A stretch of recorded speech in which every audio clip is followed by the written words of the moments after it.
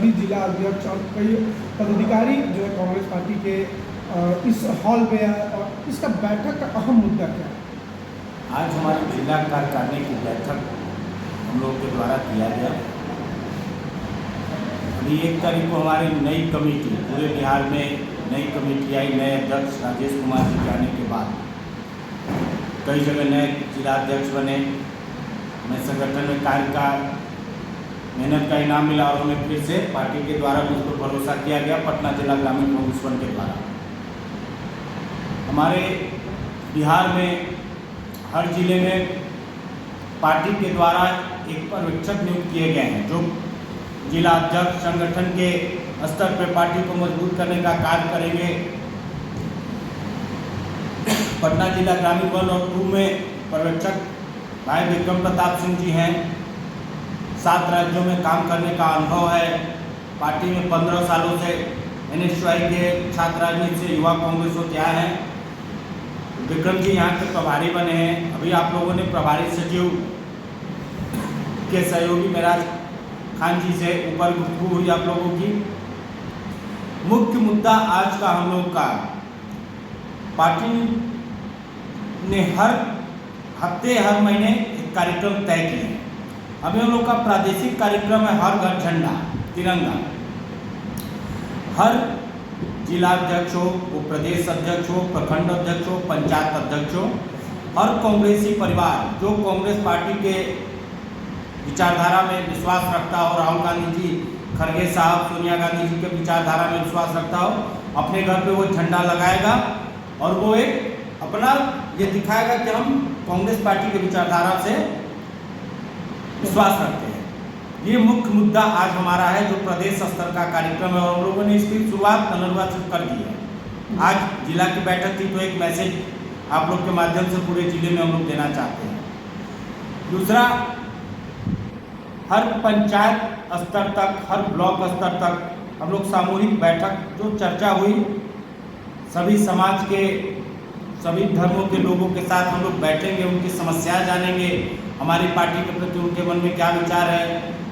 उस बैठकों के बाद जो उनके बीच से बैठ के जो चर्चाएं आएंगी, उससे हम लोग आने वाले समय में आगामी चुनाव में एक घोषणा पत्र जो हमारा तैयार होगा, उसमें बहुत सहायता मिलेगी और सभी वर्गों की बात कांग्रेस पार्टी उठाने का कार्य करेगी और सत्ता में आने के बाद उसको हम लोग पूरा करने का प्रयास करेंगे, जब तक हम उन लोगों की समस्याएं और समाधान की बात नहीं करेंगे। हाल ही में 1 से 2 दिन पहले जन सुराज का रैली बताया, ये भी जाता है कि रैली को फ्लॉप बताया जाता है। कई मीडिया बढ़ा चढ़ा कर दिखाते हैं, आपकी नज़र में क्या? जन सुराज उन लोगों की, जिस दिन जन सुराज की रैली की आप चर्चा कर रहे हैं, उस दिन हमारे ऊर्जावान युवा क्रांतिकारी साथी, देश के सबसे लोकप्रिय नेता कन्हैया कुमार जी के नेतृत्व में पलायन रोको रोजगार दो यात्रा का समापन पटना में था। अभी कांग्रेस पार्टी का अभी जो कहीं ना कहीं रवैया ढीलाशीली थोड़ा बहुत देखने को मिल रहा है, कैसे संगठन को मजबूत किया? नहीं, संयोग से आज दिन भर का जो यहाँ कवायद है, हमारे बीच में विक्रम प्रताप सिंह जी एज ए समन्वयक coordinator all India Congress committee के मौजूद थे और दिन भर यही काम हुआ, कार्यकर्ताओं के बीच में आपस में समन्वय स्थापित करना, संवाद और समन्वय स्थापित हो ताकि पार्टी ज़्यादा से ज़्यादा मजबूत हो। इसी क्रम में 12 ब्लॉक के सारे प्रखंड अध्यक्ष, जिला के सारे पदाधिकारी और प्रखंड के भी दूसरे पदाधिकारी, जिले के सीनियर जो बहुत सारे लीडर हैं, वो लोग सब लोग मौजूद थे।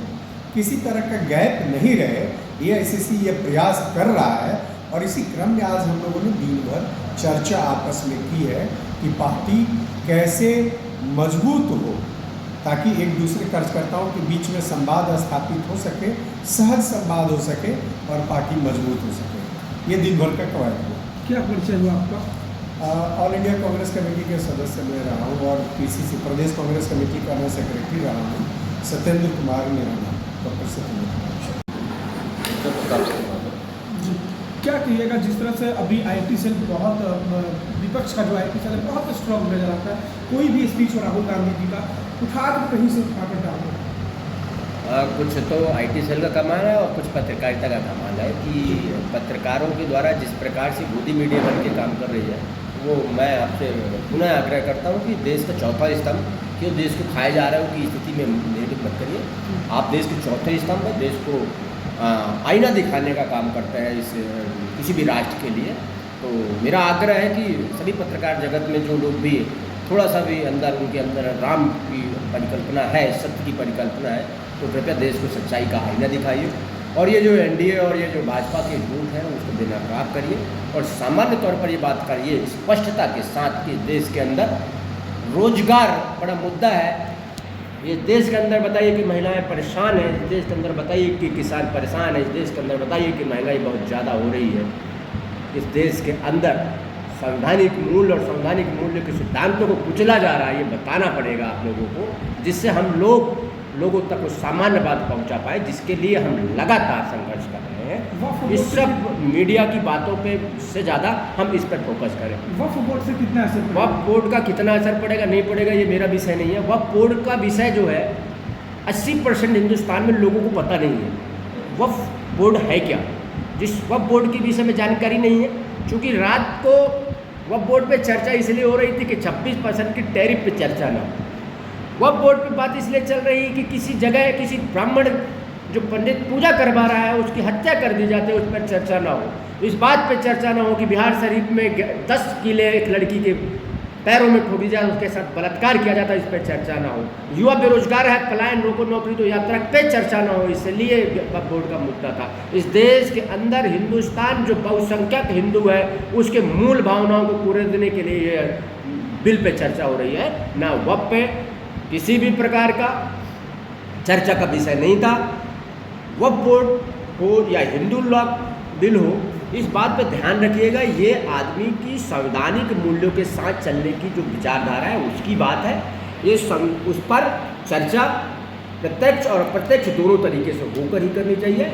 ये किसी के अंदर धर्म और जाति की घृणा देश के लिए, इस देश की सुंदरता के लिए दुखदायी।